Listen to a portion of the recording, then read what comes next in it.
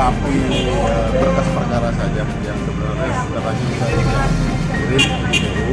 Kalau alat buktinya benar-benar cukup mempertegas saja di bagian administrasinya. Dan maaf kita lakukan di Mako karena situasi kalau kita kembali ke TKP nanti malah terjadi hal-hal yang tidak diinginkan dan bahkan mengganggu jalannya rekonstruksi.